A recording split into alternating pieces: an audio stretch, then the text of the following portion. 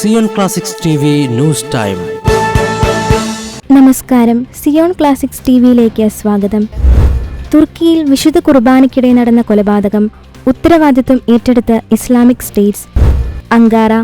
തുർക്കിയുടെ തലസ്ഥാനമായ ഇസ്താംബൂളിലെ saint Mary's പള്ളിയിലെ ഞായറാഴ്ച വിശുദ്ധ കുർബാനയ്ക്കിടെ വിശ്വാസിയെ വെടിവെച്ചു കൊന്ന ആക്രമണത്തിന് പിന്നിൽ ഇസ്ലാമിക് സ്റ്റേറ്റ്സ്. സംഭവത്തിന്റെ ഉത്തരവാദിത്വം IS ഏറ്റെടുത്തതായി വാർത്താ ഏജൻസിയായ അസോസിയേറ്റ്സ് പ്രസ് റിപ്പോർട്ട് ചെയ്തു. 2 പേർ അറസ്റ്റിലായെന്നും 30 സ്ഥലങ്ങളിൽ പരിശോധന നടത്തിയെന്നും തുർക്കി ആഭ്യന്തരമന്ത്രി അലിയർ ലിഖായ മാധ്യമങ്ങളെ അറിയിച്ചിട്ടുണ്ട്.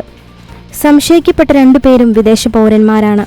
ഒരാൾ താജിക്കിസ്ഥാനിൽ നിന്നുള്ളവരും മറ്റേയാൾ റഷ്യക്കാരനുമാണ്. അവർ ഇസ്ലാമിക് സ്റ്റേറ്റിന്റെ ഭാഗമാണെന്ന് കരുതുന്നതായും ആഭ്യന്തരമന്ത്രി ഉദ്ധരിച്ച് റോയിട്ടേഴ്സ് റിപ്പോർട്ട് ചെയ്യുന്നു. കൊലപാതകവുമായി ബന്ധമുണ്ടെന്ന് സംശയിക്കുന്ന 47 പേരെ പോലീസ് കസ്റ്റഡിയിലെടുത്തു. ഇതിൽ 2 പേരുടെ അറസ്റ്റാണ് ഞായറാഴ്ച രാത്രി 10-നാണ് രേഖപ്പെടുത്തിയതെന്ന് ടർക്കിഷ് മാധ്യമങ്ങൾ റിപ്പോർട്ട് ചെയ്യുന്നു. ഇസ്താംബൂൾ പ്രാന്തത്തിലെ യൂറോപ്യൻ ഭാഗത്ത് സ്ഥിതി ചെയ്യുന്ന പള്ളിയിൽ ഞായറാഴ്ച രാവിലെ 11:40-നാണ് വിശുദ്ധ കുർബാന മധ്യേ ആക്രമണമുണ്ടായത്. മുഖം മൂടി ധരിച്ച 2 പേർ വെടിയുതിർക്കുകയായിരുന്നു.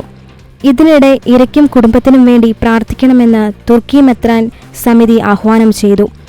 മനുഷ്യരാശിക്കെതിരായ ഈ ആക്രമണത്തെ ശക്തമായി അപലപിക്കുകയാണെന്ന് ഇസ്മിറിലെ ആർച്ച് ബിഷപ്പ് മാർട്ടിൻ പ്രസ്താവിച്ചു.